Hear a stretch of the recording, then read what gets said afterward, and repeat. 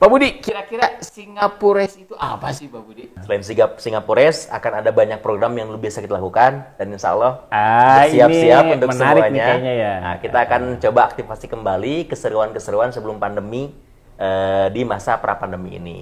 Ada yang baru SD, SMP, SMA ya. Harus menyelesaikan misi tersebut, dia harus ngobrol sama orang sana, nemuin makanan yang memang mencari makan, bukan nemu makan ya, mencari makan sesuai dengan budget, itu ada skill tersendiri kan ya.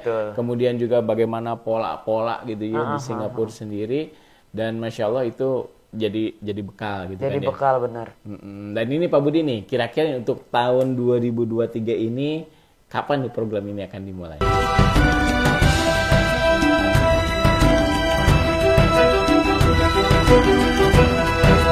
Assalamualaikum warahmatullahi wabarakatuh. Sahabat Cendekia Muda, bertemu kembali di Kabar Cendekia Muda, sebuah acara yang akan mengupas tuntas kegiatan-kegiatan, program-program yang ada di Sekolah Islam Cendekia Muda.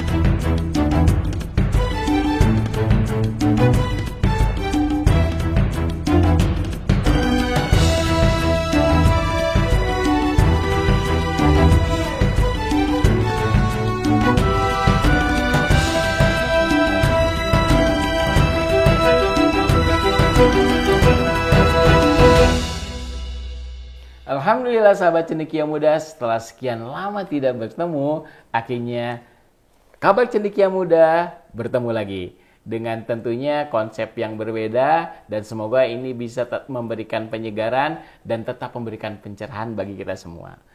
Untuk edisi kali ini telah hadir dua tamu istimewa. Yang pertama adalah alumni dari Cendekia Muda yang sekarang sedang meniti mimpinya kuliah di Universitas Kebangsaan Malaysia. Betul. Kakak Kais.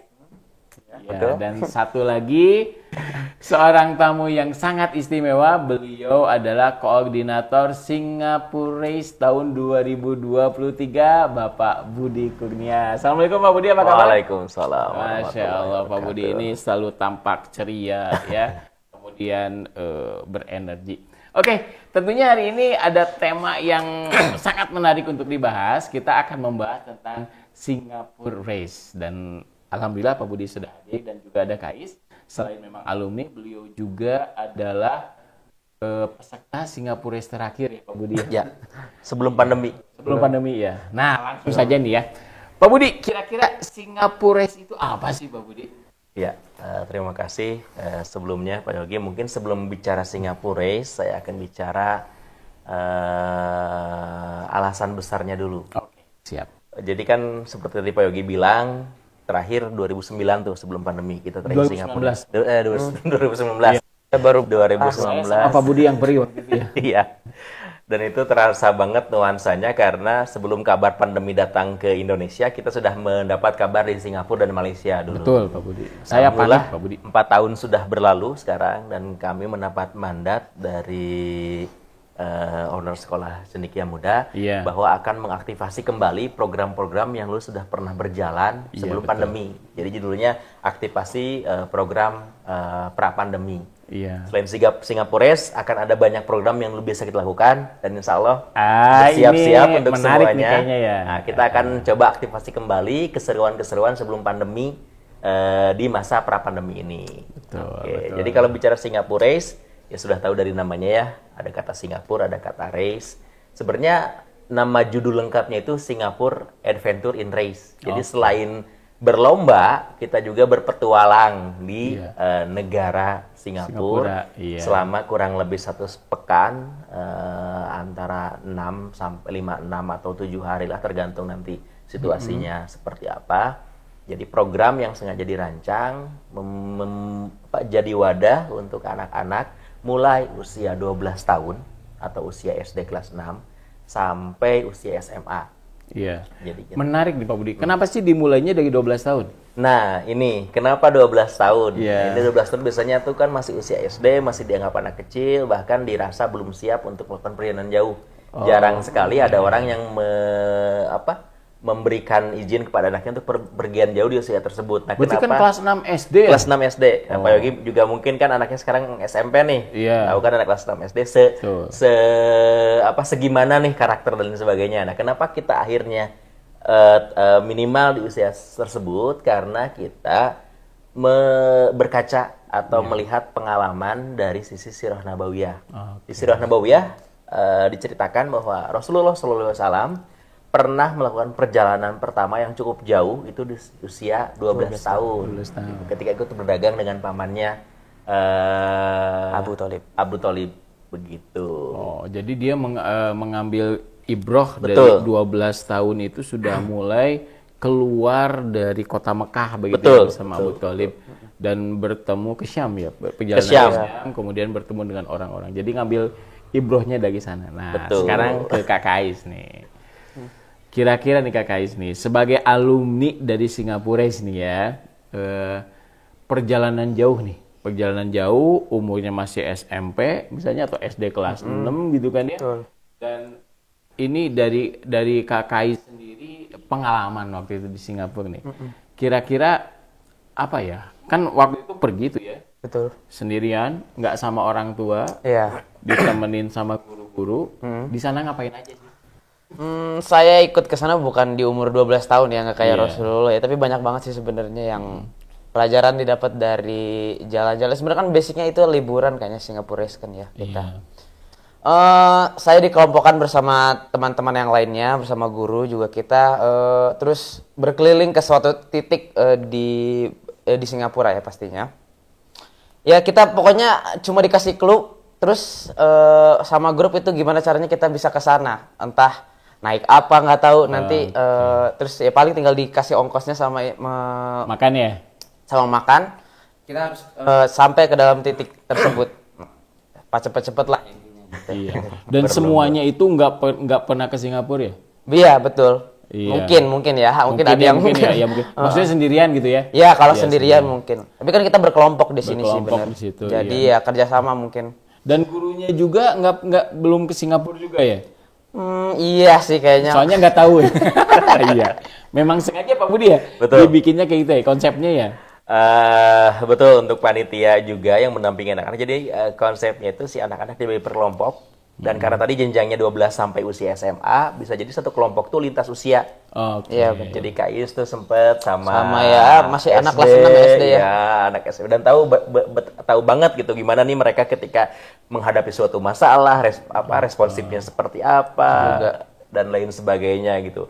Per kelompok, gurunya pun memang yang belum berangkat. Jadi salah satu guru itu ditugaskan ke sana juga biar dapat wawasannya juga, sekaligus mendampingi anak-anak. Jadi betul tadi dilombakan siapa cepat menuju suatu lokasinya pun tidak dikasih tahu nama lokasinya secara jelas, tapi cuma clue-nya saja.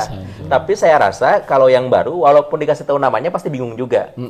Ini mah belum pernah gitu ya. Tambah lokasinya juga jadi sebelum berangkat itu cuma dikasih clue. Ketika dia tepat jawabannya, oke, boleh pergi. Nah, ketika boleh pergi bingung juga. Ada pos-posnya juga ya? Iya, ada pos-posnya. Naik apa ke sananya? Kalau dana ongkosnya tidak terbatas sih enak, bisa pakai Grab. Cuman ini memang kita ukurannya dananya terbatas supaya para peserta bisa mengantisipasi dengan uang terbatas bisa mencapai satu tujuan di sana. Jadi transport gitu ya. Jadi nggak pakai taksi, pakai itu. Mungkin orang-orang yang belum bisa belajar tuh. Jadi di situ diambilnya gitu kan ya. Nggak familiar mungkin di Indonesia, di sana ada, kita bisa akses di sana. Nah, bagi Kak Kais sendiri sebagai peserta nih ya, pada saat awal-awal meskipun kan Kak Kais waktu itu bareng-bareng nih ya sama yang baru SD atau SMP ya. Kira-kira untuk sekarang nih ya di kuliah di Malaysia nih ya, atau sampai memberanikan diri ya keluar dari Indonesia untuk kuliah di luar. Ada sih nyambung nggak sih sama kemarin Singapura gitu? Ya, pastinya ada sih. Kita kalau keluar negeri artinya kita kan ketemu sama orang-orang yang mungkin pandangan hidupnya beda sama kita. kita, budayanya beda sama kita, multikultural kan. Malaysia itu ya sebenarnya, kampus saya sendiri ya, di Malaysia itu ya multikultural juga sama kayak di Indonesia. Artinya dari sana kita bisa belajar budaya orang lain, kita bisa menghargai apa yang seharusnya dihargai dari mereka. Itu mungkin satu kalau udah masalah budaya. Terus kalau mungkin di kelompok aja ya, kita kan sekarang di sana lombanya berkelompok, jadi satu sama lain harus saling membantu, harus bahu-membahu ya. Leadership di sana dilihat bagaimana leadership kita memimpin, decision making juga, terus juga tentang pemetaan tuh juga penting di sana tuh. Terus juga apalagi ya? Mungkin itu sih paling. Jadi mengetahui karakter orang lain juga mungkin. Satu minggu karena dipaksa untuk meskipun ada yang baru SD, SMP, SMA ya, harus menyelesaikan misi tersebut. Dia harus ngobrol sama orang sana, nemuin makanan yang memang mencari makan, bukan nemu makan ya. Mencari makan sesuai dengan budget itu ada skill tersendiri kan ya. Kemudian juga bagaimana pola-pola gitu ya di Singapura sendiri, dan Masya Allah itu jadi bekal gitu. Jadi kan bekal ya? Benar. Dan ini Pak Budi nih, kira-kira untuk tahun 2023 ini kapan nih program ini akan dimulai? Ya, insya Allah seperti Singapura sebelumnya, kita selalu mulai di akhir tahun, bertepatan dengan libur. Insya Allah untuk tahun ini di sekitar 29 Desember sampai sekitar 3 atau 4 Januari kita lihat nanti seperti apa perkembangannya. Betul. Jadi insya Allah di bulan-bulan tersebut ya. Betul. Nah kira-kira Pak Budi, selain umur 12 tahun ya, ada syarat yang lainnya juga nggak untuk bisa ikut ke Singapura? Yang pertama sudah punya paspor. Paspornya masih aktif. Yang kedua mungkin persiapan fisik dan mental, karena itu yang akan digunakan di sana. Kebayang tadi kan kalau kata Pak Yogi dipaksa lah, semi dipaksa gitu, anak-anak yang baru kelas 6 SD apa segala macam, walaupun kalau bicara keseruan bahwa ya fitrahnya memang udah harus stimulus seperti itu harusnya. Cuman karena sekarang memang tidak terbiasa di kehidupan sehari-hari. Jadi mungkin akan ada yang perlu dipersiapkan ekstra tuh. Harus siap untuk kasarnya tersesat lah, yang misalkan biasa kalau di rumahnya apa-apa disiapin. Nah ini mulai nih kemandirian akan kita benar-benar di-push nih kemandiriannya. Dan ya itu paspor aktif secara teknis gitu ya. Pokoknya mas Strawberry Generation lewat jadi Durian Generation kayaknya. Itu kurang. Ya, terus gini Pak Budi, kan di sana nih ya. Tadi juga kan tentunya tidak hanya kan ada lokasi-lokasi yang dituju nih ya. Nah kira-kira lokasinya itu yang seperti apa sih? Meskipun kita nggak spill lokasinya ya. Nanti kalau ketahuan, nggak jadi race kita ya. Betul, lokasinya akan dirahasiakan, tapi sebagai clue mungkin. Tapi boleh nggak spill sedikit sekarang? Bisa. Bercanda. Lanjut. Clue-nya lebih terkait tempat-tempat ikonik lah. Jadi pokoknya mah kalau di foto teh udah kelihatan pasti Singapura aja gitu kan dia, nggak akan di Garut gitu. Walaupun ada sekarang di Majalengka karena ada sama. Tapi beda lah. Nyengirnya beda. Benar. Tempat-tempat ikonik yang terkait historical site, terus tempat-tempat yang edukatif dan lain sebagainya. Tempat-tempat yang menyenangkan juga. Ada satu tempat yang tidak akan dilombakan dan itu akan kita kunjungi juga. Ini di spill juga nggak masalah. Ini spill aja ya. Iya, kan biasanya kalau yang ke sana foto tuh di belakangnya itu ada bola dunia tuh. Duniawi. Duniawi. Nah, kita tidak sampai karena kalau di sana tuh baru pintu masuk, belum masuknya. Kita sampai masuknya sih. Kalau di foto di situ belum bayar tiket ya. Cuma lewat kereta doang ya. Iya. Kalau kita mau masuk banget ya. Iya, insya Allah itu sampai lihat badut ya. Iya. Sampai bisa difoto sama Transformer. Iya. Asal nah, sisanya tempat-tempat menarik yang biasa dikunjungi oleh wisatawan ataupun yang tidak biasa dikunjungi. Karena banyak orang tuh udah sering lah Singapura pasti sudah tidak asing lagi. Banyak juga peserta kita sebelumnya sudah pernah pergi ke sana. Tapi ketika ikut Singapura ngerasa, oh ini mah beda ketika liburan sama keluarga saya, ini mah beda dengan ketika kita ke sana. Karena memang kita pertama dari sisi kemasan acara, yang kedua tempat-tempatnya juga mungkin dari tempat-tempat yang terlewat dari yang biasa dikunjungi turis kebanyakan gitu. Iya. Nah kira-kira ini Pak Budi nih, di sana juga tentunya karena Cendekia Muda nih ya, nuansa Islamnya gimana nih Pak Budi? Betul. Insya Allah ibadah-ibadah harian, tentu bagi yang wajib dan sunnah, kita usahakan semaksimal mungkin, bahkan subuh selalu sholat berjamaah. Wah gitu. Ya, bahkan ini ada yang menarik nih, di mereka itu mungkin tidak terbiasa lihat anak kecil. Kita kan usia kelas 6 S1 masih bilang secara fisik ada yang masih kecil gitu ya. Iya. Selalu jadi perhatian mereka ketika dibawa ke masjid. Mungkin tidak terbiasa di sholat berjamaah anak kecil ke masjid, atau mungkin di waktu subuh. Karena dulu tempat nginap kita itu dekat dengan salah satu masjid ikonik di sana, Masjid Sultan. Jalan kaki 2 menit 3 menit sampai. Dan selalu ketika masuk tuh orang tuh ngeliatin. Saking apa mungkin ya. Terus abis itu kita ada alamat surat bareng setelah sholat subuhnya. Ada semacam kajian-kajian ringan di sana. Jadi insya Allah untuk ibadahnya juga tidak kita tinggal, walaupun ada beberapa rukhsah ya, tapi tetap kita usahakan semaksimal mungkin. Jadi intinya ingin memberikan pembelajaran bahwa di kondisi apapun, keadaan apapun, di tempat seperti apapun, tetap ibadah tidak boleh di nomor 2 kan, nomor 3. Jadi ada target juga di sana hafalannya. Dan tahun kemarin Kak Kais ada itikaf ya? Ada. Ngapain aja tuh? Di Singapura itikaf. Masjid setengah itikaf sebenarnya. Karena malamnya kita pulang. Emang itikaf ya? Karena setengah. Iya, di masjidnya aktivitas biasa gitu ya. Kita nginap di masjid daerah mana waktu itu ya? Di Bugis kalau nggak salah. Di Bugis ya. Sana sih sana lebih ke Muslim friendly ya kalau di Bugis ya. Karena banyak makanan India, makanan halal lah. Dan milih-milih makanan juga di situ kan ya. Iya, Masya Allah gitu. Nah, Pak Budi nih, kalau ada dari sahabat cendekia muda yang kira-kira berminat nih, ini gimana caranya nih? Oke, nanti mungkin akan bisa menghubungi nomor yang ada di deskripsi. Atau mungkin juga bisa ditampilkan di sini sama editornya. Nomor yang bisa dihubungi, lalu nanti akan diterima oleh operator kami, akan dijelaskan lebih lanjut lagi. Terus terakhir mungkin ngisi form. Ngisi form pendaftaran, membayar uang muka dan lain sebagainya. Terus kita cek juga kesiapan dokumen-dokumen dan lain sebagainya. Begitu. Jadi insya Allah kalau untuk dokumen-dokumen itu pun akan dibantu ya oleh insya Allah akan dibantu, terutama terkait teknisnya lah.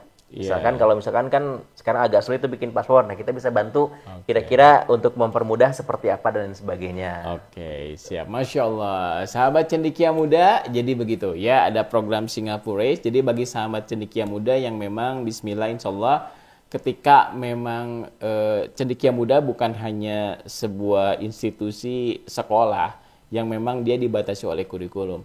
Kita menyadari bahwa untuk mengembangkan putra-putri kita, terutama berbasis sirah nabawiyah, ada beberapa kegiatan-kegiatan yang itu masuk ke di luar kurikulum sekolah begitu. Salah satunya adalah Singapura Race yang mengambil ibroh ketika roh berdagang. Bagaimana Rasulullah mendapatkan pengalaman untuk berpetualang di tempat baru, bertemu dan berkomunikasi dengan orang-orang baru. Jadi bagi sahabat cendekia muda nih yang memang berminat, cendekia muda insya Allah ini sudah edisi yang ke-14 ya? Iya, kurang lebih. Ya, jadi sudah edisi yang ke-14 untuk melakukan Singapura Race. Bagi sahabat cendekia yang memang berminat, tidak usah ragu, silakan menghubungi saja ke nomor yang ada di deskripsi YouTube ini. Dan ini pun kembali lagi menjadi mimpi kita untuk menciptakan generasi yang kuat, membuat generasi yang kuat yang insya Allah akan menjadi bekal yang besar bagi mereka di kemudian hari, yang selanjutnya bisa memajukan negara, bangsa, dan agama kita ini. Pak Budi, kenapa sih harus Singapura? Nah, ini menarik juga, karena jujur kita tidak promosikan Singapura secara langsung ya, tapi kenapa akhirnya pilihan jatuh kepada Singapura? Yang pertama, jarak. Relatif dekat dengan Indonesia. Yang kedua, keamanan. Kalau di antara negara-negara Asia Tenggara yang terdekat, atau bahkan kayak sekarang di luar juga kan kayak ke Turki udah mudah dan sebagainya, tapi ini Singapura relatif lebih aman untuk bawa anak-anak terutama ya. Dulu sempat ada kejadian yang pembuktian aman. Ada anak kelas 6, saya lupa lagi siapa namanya, ketinggalan dompet di salah satu minimarket ya, Abizar ya. Abizar ada. Ketinggalan dompet di pagi hari ketika top up kartu untuk naik MRT. Betul. Dia nggak bilang ke kita, mungkin karena takut, panik atau apa. Tapi yang dia sudah menunjukkan gelagat kalau dia dompet ketinggalan ketika makan siang tuh minjem duit kalau nggak salah. Nah, dia nggak bilang, dan qadarullah ini akhirnya dia menyelesaikan sendiri masalahnya. Sore hari, kebetulan minimarket itu tempat nginap. Sore hari ketika kita pulang, dia ke minimarket tersebut dan masih ada. Di lost and found. Iya, di lost and found. Itu berarti kan membuktikan bahwa insya Allah aman. Yang terakhir nih, ini bisa kita jadikan studi kasus atau contoh salah satu kota modern gitu yang terdekat gitu kan, dari segi public transportation, tata kota, pengelolaan kebersihan, keamanan. Jadi kita ingin lihat bahwa anak-anak nanti dapat contoh yang bagus nih ketika dibuka Singapura. Yang mudah-mudahan Indonesia ke depannya juga bisa seperti itu. Insyaallah. Termasuk dari sisi ya tadi public transportation, kalau dulu kan zamannya Kais mungkin terakhir di Jakarta belum ada juga ya. Iya, belum Nah, kalau sekarang di Jakarta udah ada kan, alhamdulillah MRT gitu. gitu Iya, ya. kayak LRT gitu. ya, Tapi hanya di Jakarta saja Indonesia, di Bandung belum ada, di kota lain belum ada, dan ketika lihat ke sana ya kita bisa belajar juga bagaimana infrastrukturnya seperti apa. Bukan akhirnya jadi lebih cinta negara lain tapi melupakan negara, tapi kan pelajaran, dan Indonesia bisa kok ke depannya seperti itu. Begitu mungkin. Oke nih Pak Budi, sekarang nih spill berapa nih biayanya nih? Nah ini kayaknya yang paling ditunggu-tunggu oleh yang pengen ikutan, yang tertarik ya. Betul. Nah untuk biaya kurang lebih tidak akan jauh dari yang sebelumnya 3 tahun yang lalu. Iya. Tapi mungkin ada penyesuaian mungkin ya. Kalau dulu sekitar 9 jutaan, nah sekarang naik sedikit lah karena terkait kurs juga. Insya Allah tidak akan lebih dari 10 juta. Oh, jadi biayanya 10 juta Pak Budi ya? Betul. Dan kira-kira 10 juta itu advantage yang didapetin apa aja nih? Benefit yang didapetin apa aja? Ya.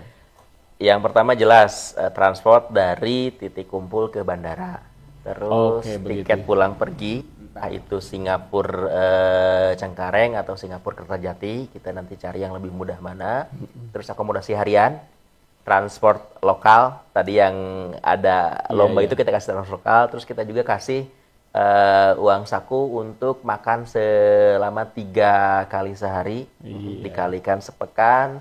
Terus ada merchandise mungkin entah apa bentuknya, dan hadiah untuk pemenang lomba. Betul. Sama tiket masuk juga itu masuk ya? Tiket masuk ke tempat-tempat yang dikunjungi, ke USS, ke tempat-tempat lain yang dirahasiakan, yang membutuhkan Wow, 6 hari nih ya, sepekan ya 10 juta. Betul. Luar biasa ya. Nah, bagi sahabat Cendekia Muda, langsung saja nih hubungi bagi yang memang berminat untuk ikut program ini. Gitu ya. Terima kasih Pak Budi atas waktunya, Kak Kais atas waktunya. Sedang liburan, kita ambil dulu untuk diskusi di Cendekia Muda ini. Semoga kuliahnya semakin sukses, men. Amin, Pak Yogi. Ya, salam juga buat teman-teman yang ada di Malaysia sana. Siap. Bagi alumni Cendekia Muda. Terima kasih sahabat Cendekia Muda. Semoga kebahagiaan, keberkahan selalu menyertai kita semua. Kita tutup dengan doa penutup majelis. Subhanakallahumma wa bihamdika asyhadu an la ilaha illa anta astaghfiruka wa atubu ilaik. Assalamualaikum warahmatullahi wabarakatuh.